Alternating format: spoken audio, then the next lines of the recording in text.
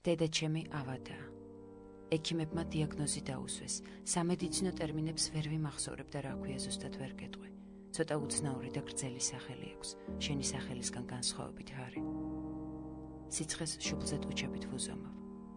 როცა ვხვდები, რომ მხოლოდ ასეთ დროს ვკოცნი ხოლმე დედაჩემს, ყელში ბურთი მეჩხირება და ქუჩაში გავრბივარ.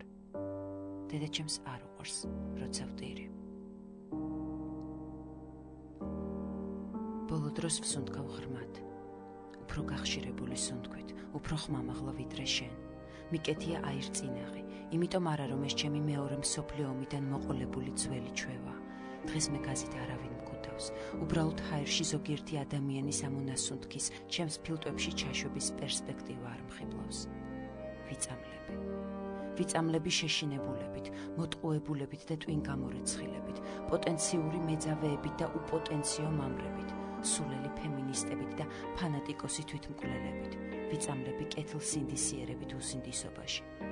ჩემი სახლის ყვითელ კედლებში სარკის წინ შიშველი ვდგავარ, როგორც აუქციონზე გაყიდული იაფფასიანი ეროტიკული ხელოვნების ნიმუში და ვხვდები, რომ საკუთარმა სხეულმაც ბევრჯერ მიღალატა.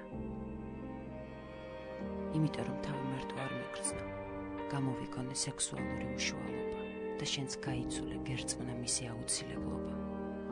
გერწმნა რომ არაფერია აკრძალული, რაც კანონში არ წერია და შენც დაიჯერა. მე ბიოლოგიური ტერორისტი ვარ ჰარი. ყლაპავ ჰალუცინატორებს და ვიღებ ბილეთს ერთი მიმართულებით. მე და შენ ერთ ქალაქში ვცხოვრობთ. ჩემი ფანჯრებიდან შენი ფანჯრები ჩანს და ასე ყოველ დღე. გიყურებ და პირში ორი თითის ჩაყოფა არ მჭირდება. გულს ვირევ სიმეტრიული ცხოვრების მქონე მეზობლის სიმეტრიულად გაფენილ სარეცხზე. ჩემს და შენს ყოველდღიურობაზე. მე ვჭდები და ვწერ. ჩემო ძვირფასო ჰარი. ვიწყებ ასე. მერე სიტყვებს დიდი მნიშვნელობა არ აქვს. ვწერ ერთსა და იმავე სხვადასხვა დროს. ვწერ ნამდვილ ადამიანებზე. ანუ მათ ენაზე ლულავეტრანებზე, რომლებსაც ხანდახან ვხვდები აბის მიღების მერე, როცა შენს ფანჯრებში სინათლე არ ჩანს და ჩემი ფანჯრებიდან დაზეპირებული ხედის ყურებას ალიასკის დათოვლილი პეიზაჟის ყურება მირჩევნია. იქ სადაც დედამიწა მთავრდება, მე სხვა ესკიმოსებთან ერთად ვცხოვრობ და სახელად ტალუს მეძახიან. მიყვარს ესკიმოს ბიჭი კანო, რომელიც არასდროს მეინახავს და ჭრელქუდებს ვუგზავ. ვოცნებობ მყავდეს ბევრი შვილი და არქტიკის სუსხიან ზაფხულში სანადიროდ წასულ ჩემს ქმარს სახლში ველოდებოდე. ტალუ თბილად ჩაიცვა და გარეთ გავიდა. სახლის წინ დაყრილ გაფშეკილ ციგებს თოვლი გადააცილა. საცურაო ზოლებს ყინული გადააფხიკა და დედაბერის ძაღლები ციგაში შეაბა.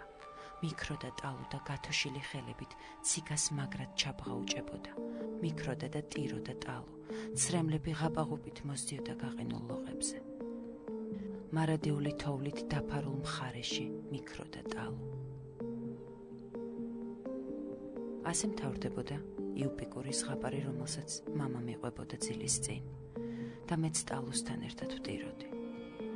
ვიცოდი რომ გავიზრდებოდი, აუცილებლად ვნახავდი მარადიულ ალიასკას.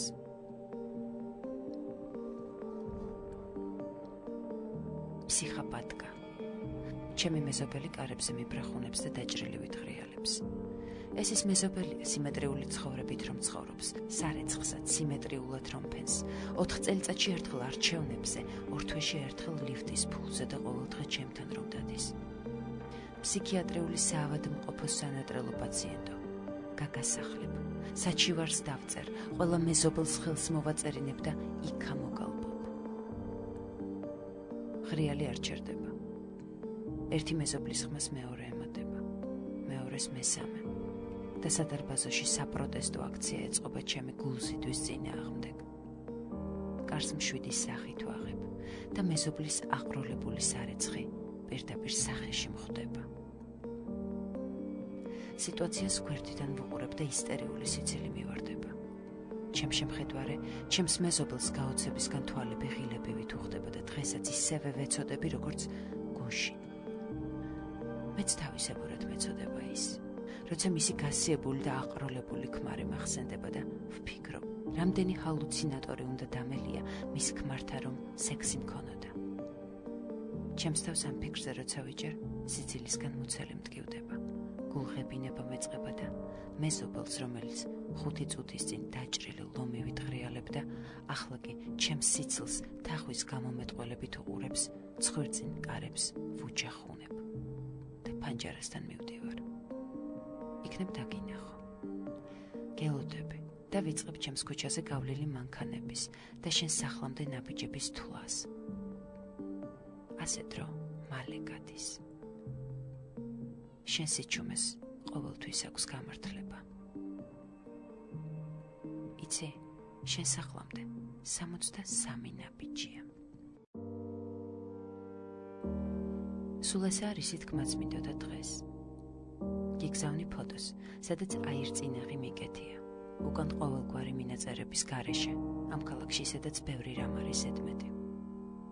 ჩემო ძვირფასო ჰარი, გავიქცეთ იქ, სადაც დედამიწა მთავრდება, სადაც ცაყველაზე ახლოსაა და აირწინაღები არასოდეს დაგჭირდება, იქ სადაც ბევრ ალასკის მარადიული თოვლივით თეთრ შულს გაგიჩენ და ყველას ნამდვილ ადამიანს დავარქმევთ.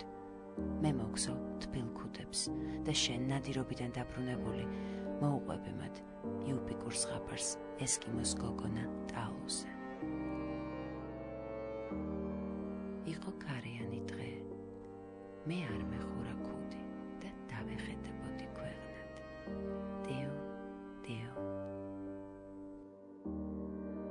და როცა სიტყვებს შორის პაუზები გაიზრდება, ჩაგვეცინება.